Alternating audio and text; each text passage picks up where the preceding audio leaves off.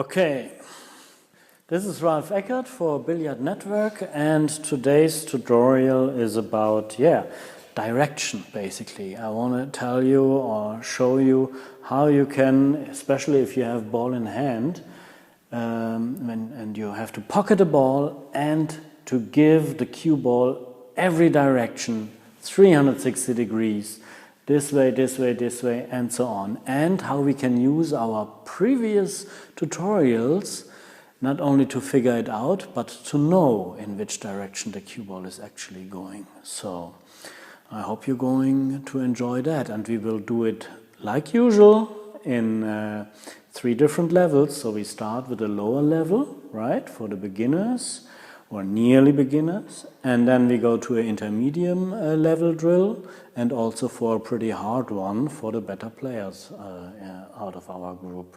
And you are welcome to give comments or leave comments, and maybe I'm going to answer them also. At least I want to check in the like 1 time a week maybe, and see if I can interact a little bit here with our viewers. So thank you very much, and let's have a look at the first drill. So here we got this beginner's version first, and maybe you're familiar with the drill because it's I've seen it in so many different versions all over the world in every possible video, and I used it also probably in one of my first lessons in the mid-80s.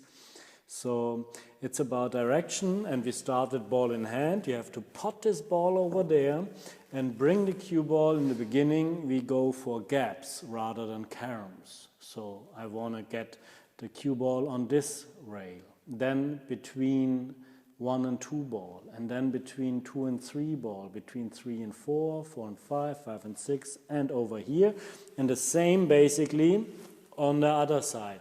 So we got 14 gaps to reach, and like usually we do a training part and a documentary part. Documentary part means we do you have 1 try and see, one try per gap, and see how many out of 14 gaps can I get. And maybe you may make a proposal or think about, how many should I be able to reach, or how many can I reach? So you give yourself like an estimation, what can you get? And then you actually do it and see how much out of 14 can you get, 1 try per gap. And after that we do also, like as many times as you want, you do a training part. And this is then every gap until you get it. No limited time or anything like that. So let's start with the first gap. The first gap, if you remember, I can put up a straight shot and cheat the pocket on the left, and I'm gonna get this, right? I can give also a little bit of angle, right? And then I can take the middle of the pocket. So that's up to me, or the shooter, or the situation, right? Just a follow shot. You see, I cheat a pocket here, cue ball goes over there. And for the next gap, you remember maybe, we had a previous drill with the follow shots when we have a 10-degree shot. And you remember how to get the 10 degrees, right? In tutorial 2, I guess. 10 degrees, we discovered, on 10 degrees the cue ball goes automatically over there. So if I put it on 10 degrees, I'm gonna reach just with a follow, I get this gap. You just have to pass the line between 1 and 2 ball. If you accidentally, after hitting the rail, run into the 2 ball, it might be okay. You can make up your personal rules. So it's not only about to give you a drill and wait until you get it, right? And also in my 10-hour pool power lessons, we already have the knowledge where to put the cue ball to get this or that direction. And this is just to practice it. For example, the next gap, if you remember, when we had 20 degrees, right? If we put it on 10, 20 degrees, then we got, we scratch already pretty close to the pocket, or maybe we reach here, the long rail. So this 20 degrees should be okay to reach that gap. We could also do it different, leaving it on 10 degrees maybe, and use, instead of a stop shot, a follow stun shot, if you remember that from tutorial number 3. So that's your option, and you should try every kind of option you've got, right, to get yourself familiar with, especially in training. In documentation part, you do it the way you feel the most comfortable with. So I go for those 20 degrees and just let it roll. See? Pretty okay. Close on the 2-ball though. And then, before I continue with the other ones, I'm running out of balls, as you see, so we make a little cut here. I get some new balls, and then we go for the next 3 or 4 more shots. So, now the next one is, after this, and this gap, comes this gap. And you remember that? It's along the tangent line. It's a so-called stop shot line. So I just have to make a stop shot. The angle is not so important here, but just concentrate on the aiming part and do something like a stop shot. Roughly a stop shot. You see, you got tolerance right on the border to the backslide and to the replacement shot. Anything in between, you are fine to pass that gap. And then, if we go for this gap now, well, it's not a real draw shot yet, right? It's a little bit more than from 10 degrees at least. It's a backslide, but a real draw shot with 10 degrees, you remember, we're ending up like this. So here, it's a little bit matter of course, I can use those 10 degrees and do a little bit more than a backslide. I can increase the angle and put in a little bit more draw shot quality. That's up to you to figure that out and to make it happen in any case, every version, right? That's the training part actually, to find, to do it also from 10 degrees, to have the ability, and getting it also from 20 degrees. 20 degrees is still, even from 30, if you remember, we still get this draw shot here. So anything in between you should be fine with. So I put it, let's say, on 20 degrees, put a little bit more quality in the draw shot, but not too much, otherwise I would run into the 5-ball. So then I get this gap also. And the next one would be this. Remember the draw shot?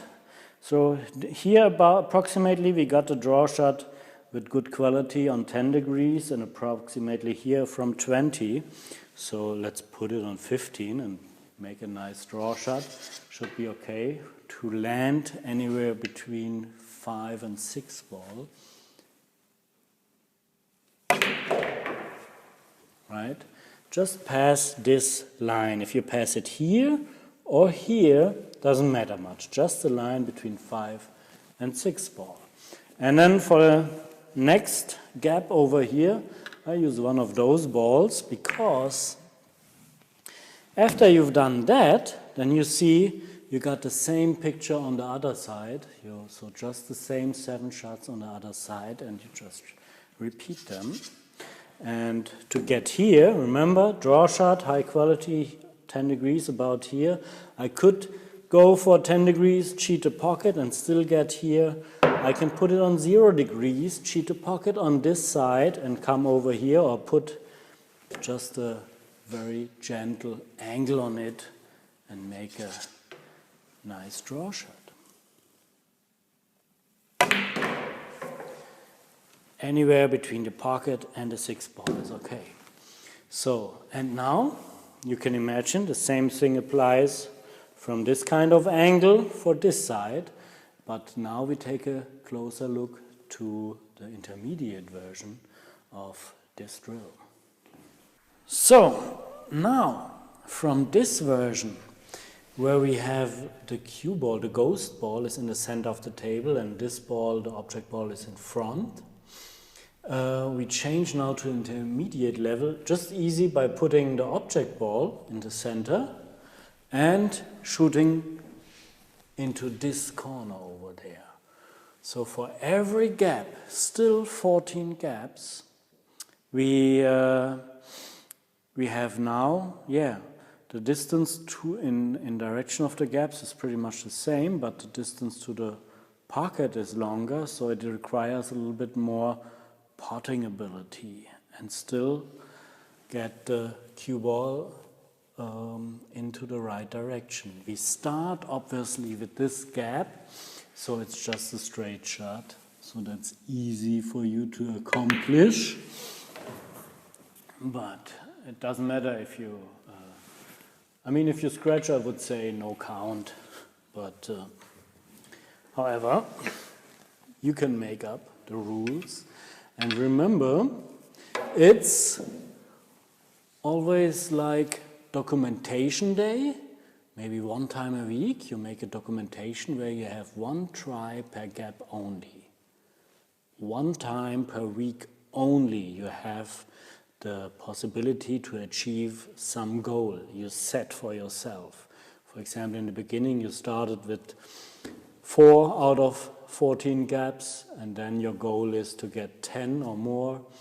Then you have only one time a week the opportunity to achieve that. In between you can practice, and you should practice as much as you want.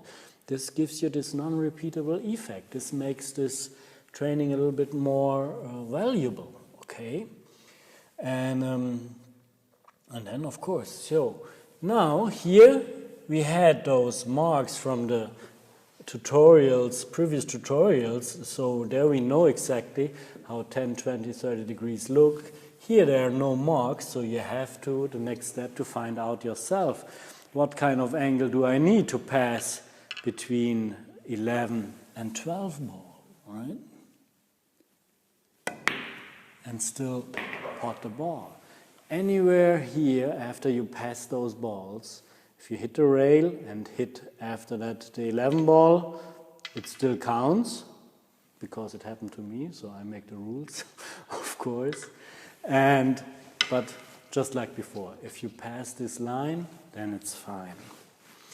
And then next gap would be here, right?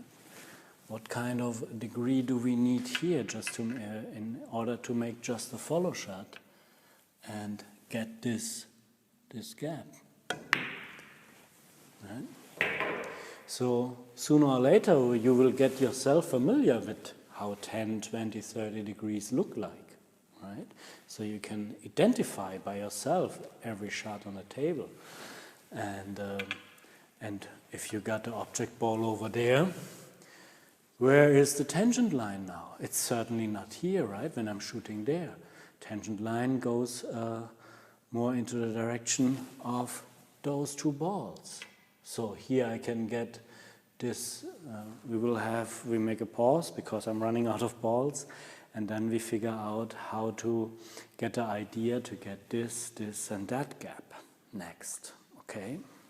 So the next one is, if you put, for example, here now the tangent line, the straight line on as a ghost ball over here, then you see if you put here the tangent line, right? Then you see, the stop shot will bring me towards here, or if I shoot later on into this direction, towards the 7 ball, right? So in order, if you know that, and you will get, those drills help you to get familiar, to see these kind of angles, then you know, okay, stop shot will bring me there. If I want to reach this gap, I need to play something like a follow stun, or maybe a little bit more replacement by this distance, right? Probably more follow stun.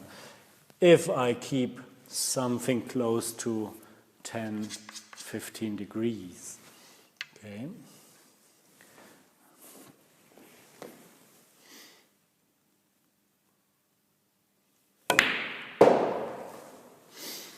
And you know what a follow stun or replacement or whatever is from our tutorial number 3. And when we have the tangent line over here, then maybe a stop shot might be close to that one ball, but make something like a backslide and you will be fine to reach the gap between 1 and 2 ball. If you go from like 10, 15 degrees.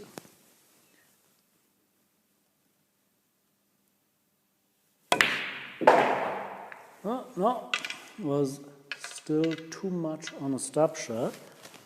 But then, if you are in a documentation phase, you just go to the next one and to the next, independently if you hit the ball or not. And then you get your score, how many out of 14 gaps. But if you are in the training part, you just repeat and make this until you get better at it. And remember, I hit there, so next try, okay, a little bit more low. And we are talking only about 1 millimeter or so. So the changes, the adjustments need to be very sensitive. Right? Just passing between the line from 1 to 2 ball, no matter if you hit the rail and run into the 2 ball later on. So, running out of balls, we will get the next gaps in the next scene. So now we are coming to this and that gap. So there are draw shots required, right? So you see, you don't have now, after all those tutorials we had, you don't just have a drill with 14 gaps you have to reach somehow. It's pretty structured, right? You have a 1, 2, 3 follow shots. Then you have 1, 2 shots which are close to the tangent line, right? Tangent line differentiation. And then we have 1, 2, 3 draw shots in it. And almost the same on the other side, right? So you will get your structure to get every gap work sooner or later. And so let's go for 2 and 3 ball. You remember, it's either way you put a bigger angle on it and make a high quality draw shot, or you put less angle on it and you go closer to something like a backslide, right? It's a little bit in your feeling, but feeling won't drop from the sky, we say. Feeling you have to work on it. You can practice on it, and that's what it is for, to give yourself the feeling sooner or later, even though if you make a mistake. So let's try this, 2 and 3 ball, a bit more angle. And a medium draw shot to pass there. And then, when we go for this gap between 3 and 4, of course, I mean, you can try, if you memorize your angle before, to put more quality into the draw shot by going more low on the cue ball, but you can also use the same stroke, but or use the same stroke and reduce the angle a little bit, just maybe like that, to go between 3 and 4 ball. And then aiming process, like we said before, and you trust yourself by where you aim at the cue ball, you trust yourself, you know the cue ball is doing this from alone. You can concentrate on the aiming process. And the next one is, of course, standard, because it's just a straight draw shot.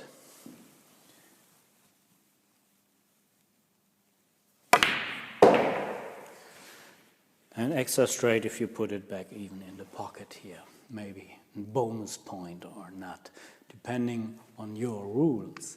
And then you continue with this gap, this, how many out of 14? And I forgot also to mention that on the first, the beginner's part, you should go through this 2 times. The first time, the gaps. And the second time, how many caroms will you get out of those 12 balls? So the next topic would be putting the ball there and get a carom with this ball, a carom with that ball, a carom here.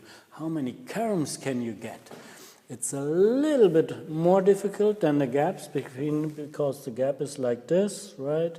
And the carom is wider than this because you have a ball size left and right. It's like that. So it's almost the same.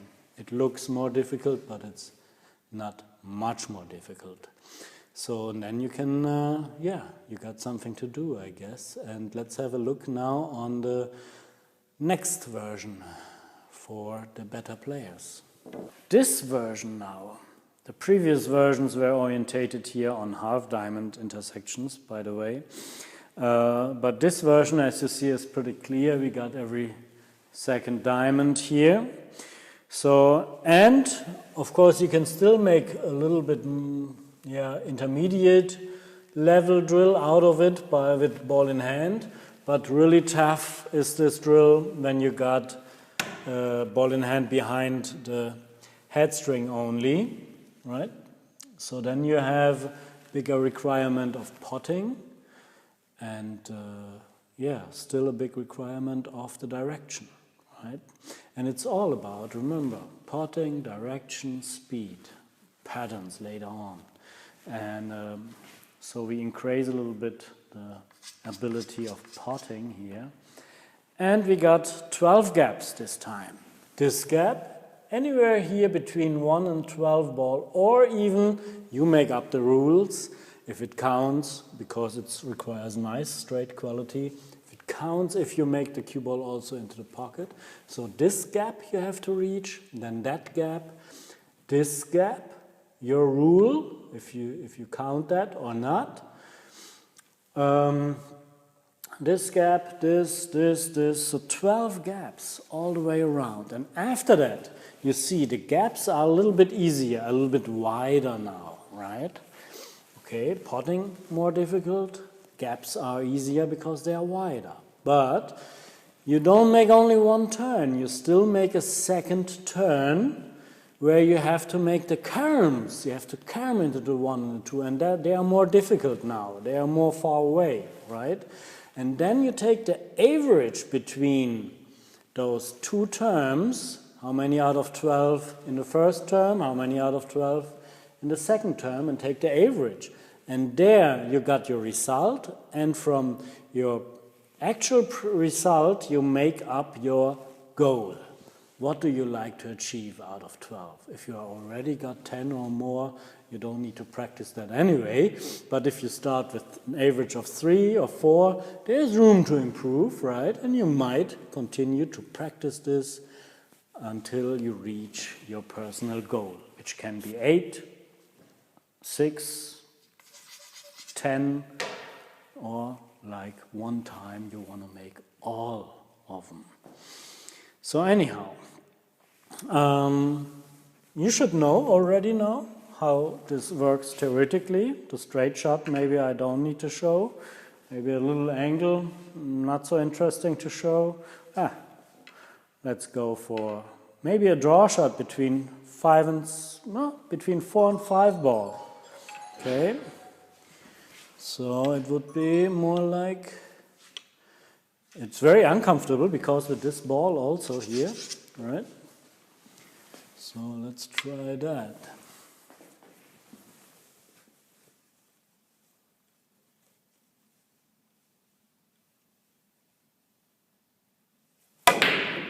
Yeah, very good. You missed the ball. Try again. We have to make the next tutorial about potting balls, long balls.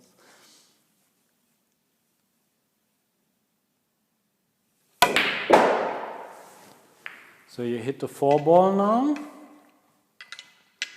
So when you make your next try, think about, if you are